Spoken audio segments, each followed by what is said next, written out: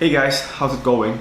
I just wrapped up a long newsletter on lessons that I've learned from selling, and I thought to record a video sharing my ideas as well.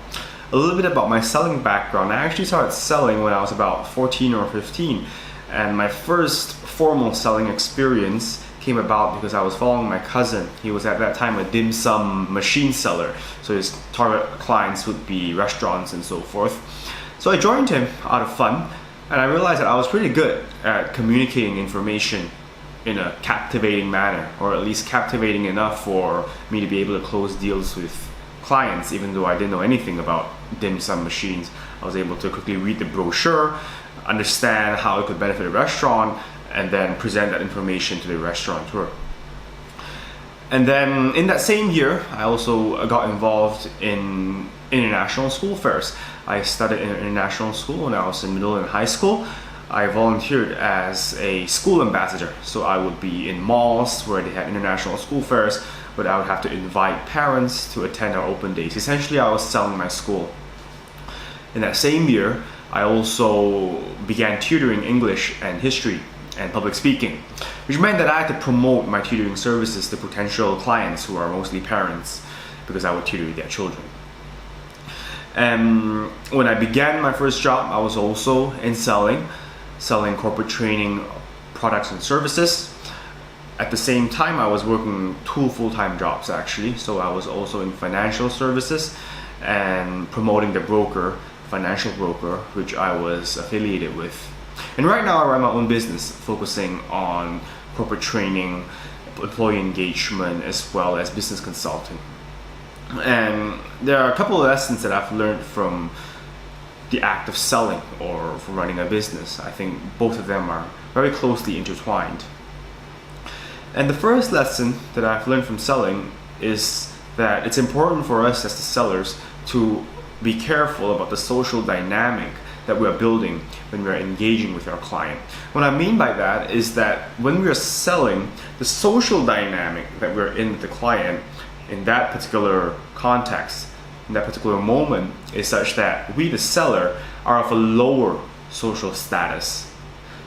And if you think about it, this is because we are literally asking a favor from the buyer, our client. And the buyer also has the choice to say no to us, to reject us. So that renders us someone who possesses a lower social status. And the problem with a lower social status is that as human beings, evolutionarily and socially, we don't like to listen to others of a lower social status. If anything, we like to imitate and listen to and admire people of a higher social status, which means that we have a problem to solve. We need to ensure that we elevate our perceived social status as a salesperson. Otherwise, there's almost no way that we're able to convince the buyer. Because in the buyer's mind, it would be, I'm more superior than you. That's why you need my help here. That's why you're trying to sell to me. So why should I even listen to you? And one way we can elevate our perceived social status is by employing the persuasion technique of authority. Now, there are 6 persuasion techniques. They're not an exhaustive list, but these are the 6 that Dr. Robert Cialdini was able to discover in his research with his colleagues. And you can read the book Influence, The Psychology of Persuasion by Dr. Robert Cialdini if you're interested to find out more about the other persuasion techniques. But in this particular context, we can look into authority, which is one of the persuasion techniques. And authority does not mean that we show ourselves as a figure of authority, even though it kind of means that, but it does not mean that we impose power or anything like that over our client, because that's probably counterproductive for our purpose of being able to close the deal. Authority, on the other hand, means that we show, not tell, but we show our client that we are credible individuals in that particular industry, product, service, or an idea that we are trying to sell to them.